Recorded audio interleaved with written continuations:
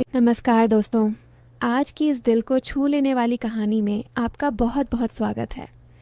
मेरा नाम नेहा है।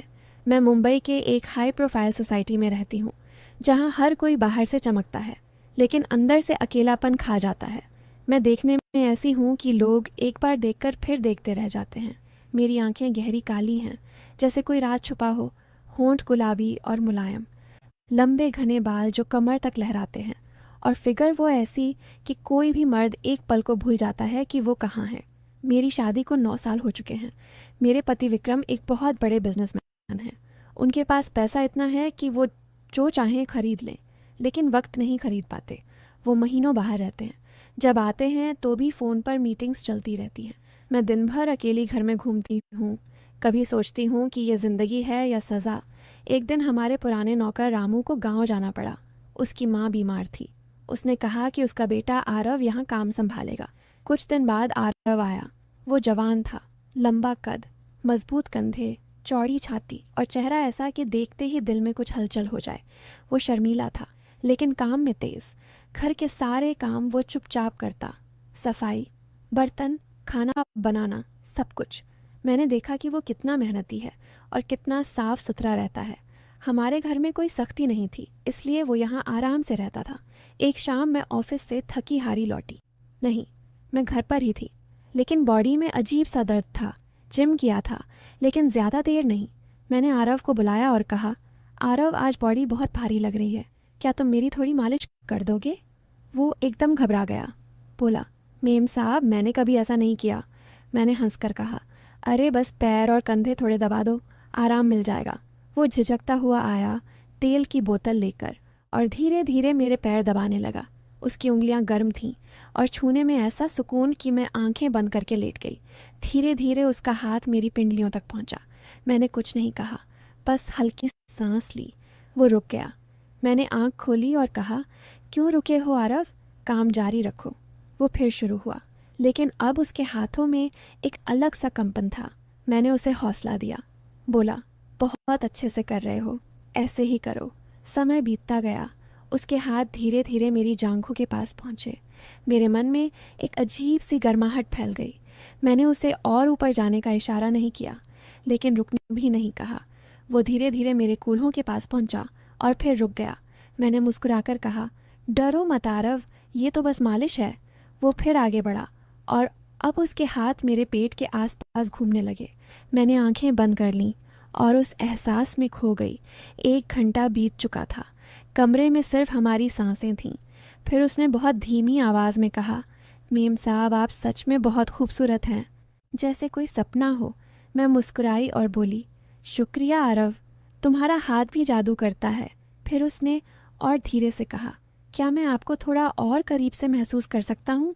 मैं चौंक गई, लेकिन दिल की धड़कन तेज़ हो गई। बोली, आरव, ये क्या कह रहे हो? उसने आंखें झुका लीं और बोला, मेम साहब, बस एक बार प्लीज़। मैं कुछ नहीं करूँगा, सिर्फ देखना चाहता हूँ। दोस्तों, उसकी वो बात सुनकर मेरे अंदर तूफान उठ गया। मैं खुद को रोक नहीं पाई और मैंने हल्के से कहा, ठीक है, लेकिन सिर्फ देखना।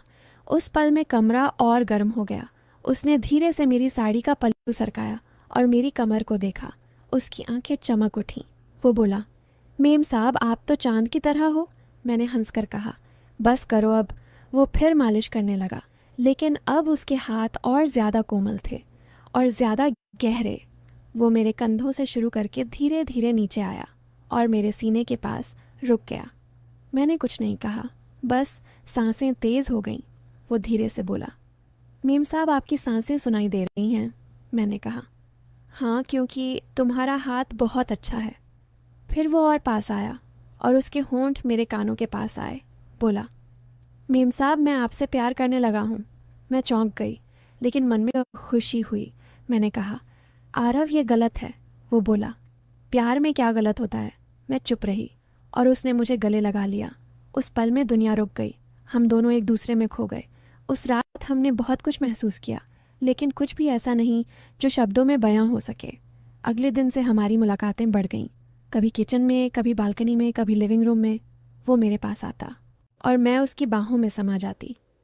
मैं जानती थी कि ये रिश्ता समाज नहीं मानेगा, लेकिन दिल को क्या समझाना। मैं विक्रम से बात करती, लेकिन मन कहीं और रहता। आरव मेरे लिए सब कुछ बन गया था। उसकी मुस्कान, उसकी बातें, उसका छूना, सब कुछ मुझे ज़िंदा महसूस कराता था। एक दिन मैंने उससे पूछा, आरव तुम्हारा सपना क्या है? उसने गहरी सांस ली और बोला, मेम साहब मैं पढ़ना चाहता हूँ, एक दिन अपना बिजनेस करना चाहता हूँ ताकि मेरी बहन की शादी अच्छे से हो सके और माँ को अच्छी दवाई मिले। मैंने उसकी आंखों में वो सपना देखा और उसे और करीब खींच लिया। हमारी बातें अब रातों तक चलने लगीं, कभी फ़ोन पर, कभी कमरे में। वो मुझे अपनी ज़िंदगी की कहानियाँ सुनाता, मैं उसे अपनी अकेलेपन की। मैंने उसे बताया कि विक्रम से प्यार था, लेकिन अब सिर्फ जिम्मेदारियाँ बची है।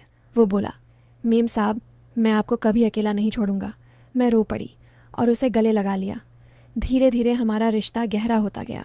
एक शाम विक्रम अचानक घर आ गए। मैं घबरा गई। आरव को छुपाया, लेकिन विक्रम को शक हो गया।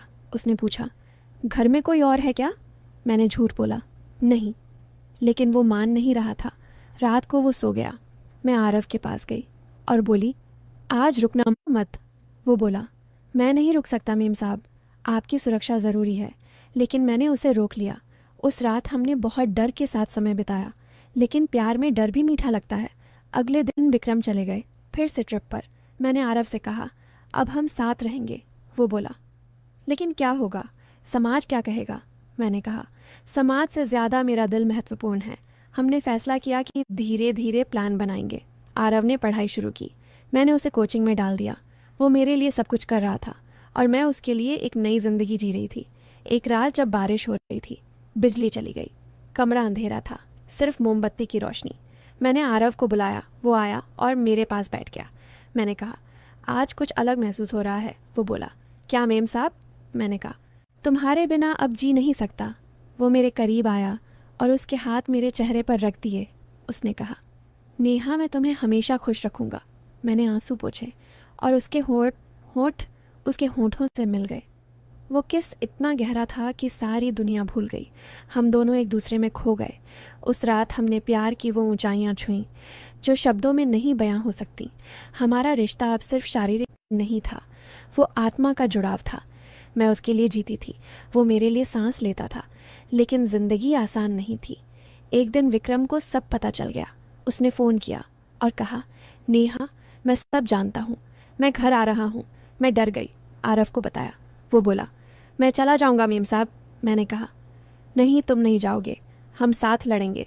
विक्रम आए और बहुत गुस्सा किया। उन्होंने कहा, तलाक दे दूंगा। मैंने कहा, ठीक है, लेकिन मैं आरव के साथ रहूंगी। वो चौंक गए, बोले, क्या तुम पागल हो गए हो? मैंने कहा, नहीं, मैं अब सच में जी रही हूँ। विक्रम चले गए और हम दोनों ने नई शुरुआत की। आरव ने नौकरी छोड़ दी और पढ़ाई पर फोकस किया। मैंने अपना छोटा बिजनेस शुरू किया।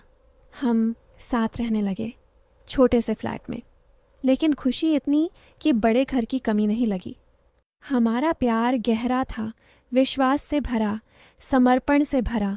हर पल में एक दूसरे को महसूस करना, हर रात में एक दूसरे की बाहों में सोना, वो एहसास जो कभी कभी नहीं भूल सकता था।